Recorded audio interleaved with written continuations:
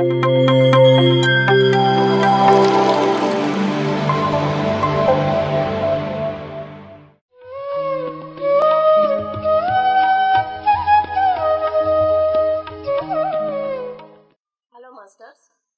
ನನ್ನ ನಮಸ್ಕಾರ.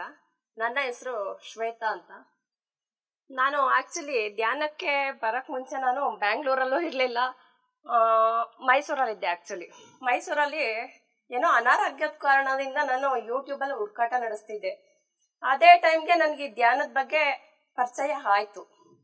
ಪರಿಚಯ ಆಗಿದ್ದೆ ತಡ ನಾನು ನಮ್ಮ ಹಸ್ಬೆಂಡ್ ಮನೆ ಬ್ಯಾಂಗ್ಳೂರಲ್ಲಿ ಇದ್ದಿದ್ರು, ಅಂದರೆ ಬಸವೇಶ್ವರ ನಗರದಲ್ಲಿ ಇತ್ತು.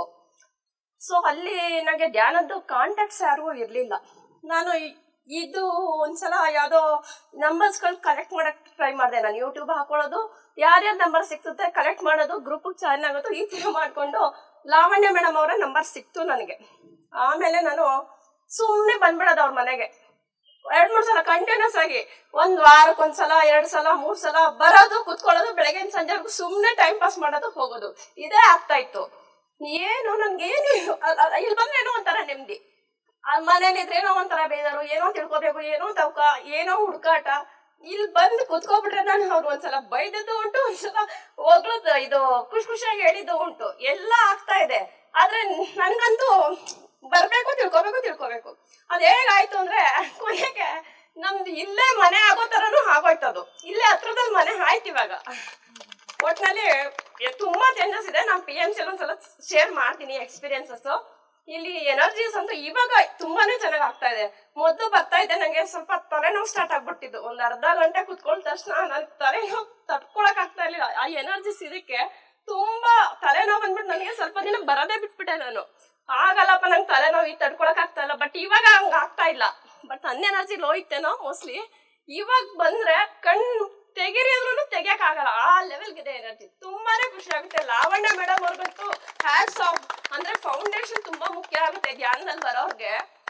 ಯಾರೋ ಹೇಗೋ ಹೇಳ್ಬಿಡ್ಬೋದು, ಅದೆಲ್ಲ ನಮ್ ತಲೆಗೆ ಹೋಗಲ್ಲ. ಬೈದ ಹೇಳ್ದವ್ದು ಚೆನ್ನಾಗಿ ತಲೆಗೆ ಹೋಗುತ್ತೆ. ಹಂಗ್ ಮಾಡಿ ಹಿಂಗ್ ಮಾಡಿ ಅಂತ ಹೇಳಿ ಒಂಥರ ಮೈಂಡಲ್ಲಿ ಕೂರಿಸ್ಬಿಟ್ಟಿದ್ದಾರೆ. ಧ್ಯಾನ ಅಂದ್ರೆ ನಮ್ಮನೇಲಿ ಮಂಡಲ ಧ್ಯಾನ ಮಾಡಿದೆ, ತುಂಬಾ ಚೆನ್ನಾಗಾಯ್ತು. ಕೆಲವ್ರು ಬಂದ್ರು, ಕೆಲವ್ರು ಬಿಟ್ರು. ನಾನ್ ವೆಜ್ ವಿಷಯ ತಗೊಂಡಾಗಂತೂ ಸ್ವಲ್ಪ ದಿನ ಅರ್ಧಕ್ಕರ್ಧ ಕಮ್ಮಿ ಆಗ್ಬಿಟ್ರು ಜನ ಮನೇಲಿ. ಸರಿ ಆದ್ರೂ ನಾವು ತಲೆ ಕೆಡ್ಸ್ಕೊಳ್ಳಿಲ್ಲ. ನಮ್ದು ಏನ್ ಅನ್ಕೊಂಡಿದ್ದ ನಮ್ದು ಕಂಪ್ಲೀಟ್ ಆಗಾಯ್ತು. ನಮ್ಮನೆ ಅಂತೂ ಶಾಖಾಹಾರಿಯಾಗಿ ಫುಲ್ಲು ಕನ್ವರ್ಟ್ ಆಯ್ತು. ಬಟ್ ಅಲ್ಲಿ ಮನೇಲಿ ನನ್ಗೆ ಯಾವ ತರ ವಾತಾವರಣ ಬೇಕು ಆ ತರದ್ದು 5-6 ತಿಂಗಳಿಗೆ ನಂಗೆ ಸಿಕ್ಬಿಡ್ತು. ನನ್ಗೆ ಎಷ್ಟು ಡಿಪ್ರೆಷನ್ ಇದ್ದೆ ಒಂದ್ ಟೈಮಲ್ಲಿ ಅಂದ್ರೆ ಬೇಡ ಈ ಲೈಫ್ ಸಾಕು ಅನ್ನೋ ಲೆವೆಲ್ ನನ್ಗೆ ಹೋಗ್ಬಿಟ್ಟಿತ್ತು. ನನ್ಗೆ ಎಲ್ಲ ಇತ್ತು, ತಿನ್ನಕ್ಕೆ ಕುಡಿಯಕ್ಕೆ, ಅದಕ್ಕೆ ಯಾವ್ದಕ್ಕೂ ಕೊಡ್ತಾ ಇರ್ಲಿಲ್ಲ. ಬಟ್ ಎಲ್ಲ ಇದ್ರೂ ನೆಮ್ಮದಿ ಒಂದಿರ್ಲಿಲ್ಲ. ಅದ್ ಸಿಕ್ಕಿದೆ ಇವಾಗ, ಅದ್ ಸಾಕು ನಂಗೆ.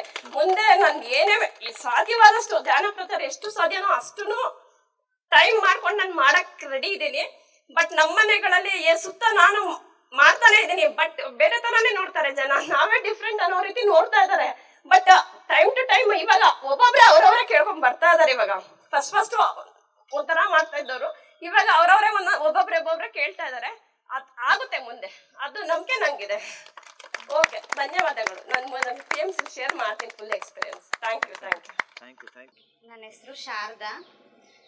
ನಾನು 6 ವರ್ಷದಿಂದ ಧ್ಯಾನ ಮಾಡ್ತಾ ಇದ್ದೀನಿ. ಧ್ಯಾನಕ್ಕೆ ಬಂದಿದ್ದು ನಮ್ಮ ಮನೆಯವರಿಂದ, ವೆಂಕಟೇಶ್ ಇಲ್ಲೇನು ಪಿರಮಿಡ್ ಮಾಡಿದ್ದಾರೆ ಅವರೆಲ್ಲ ಮಾಡ್ತಾ ಇದ್ದೀನಿ.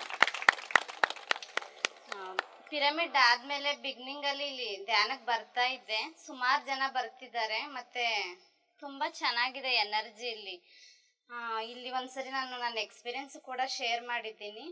ಧ್ಯಾನಕ್ಕೂ ಬರೋಕ್ಕೂ ಮುಂಚೆ ನನಗೆ ಹೇಳಿದ್ರಲ್ಲ ಮೇಡಮ್, ಎಲ್ಲದಕ್ಕೂ ಟೈಮ್ ಇದೆ, ಅಂದರೆ ಟೈಮ್ ಇಲ್ಲ ಅಂತ ಕೆಲವೊಂದು ಹೆಲ್ತ್ ಪ್ರಾಬ್ಲಮ್ಸ್ ಎಲ್ಲ ನನಗೆ ತುಂಬ ಇತ್ತು. ಥೈರಾಯ್ಡ್ ಇತ್ತು, ಮತ್ತು ವೆಯ್ಟು ಜಾಸ್ತಿ ಇತ್ತು, ಮತ್ತು ಈ ಥರ ಮಾತಾಡೋದಕ್ಕೆ ಈಗಲೂ ಕೂಡ ಸ್ವಲ್ಪ ನರ್ವಸ್ ಆಗ್ತಿದೆ.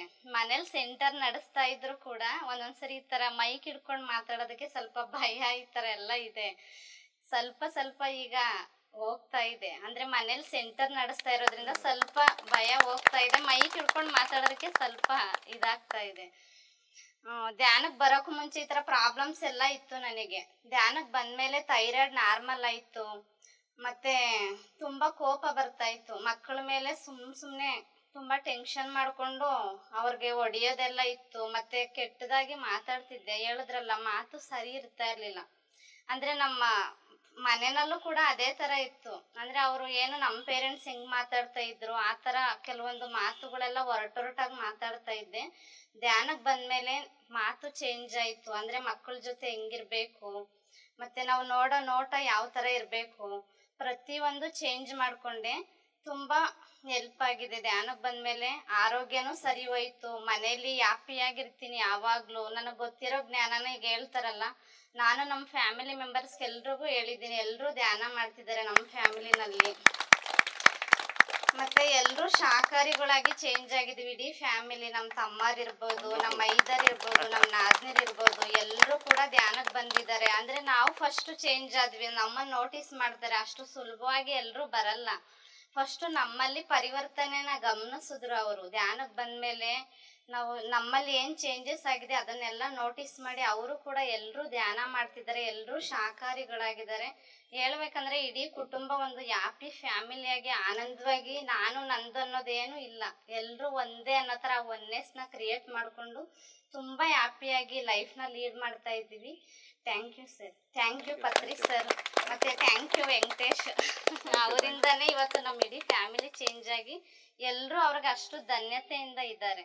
ಥ್ಯಾಂಕ್ ಯು. PMC ಕನ್ನಡ ಚಾನೆಲ್ ಅನ್ನು ಲೈಕ್ ಮಾಡಿ, ಶೇರ್ ಮಾಡಿ, ಸಬ್ಸ್ಕ್ರೈಬ್ ಮಾಡಿ ಮತ್ತು ಮಾಡಿಸಿ. ಎಲ್ಲರಿಗೂ ಧನ್ಯವಾದಗಳು.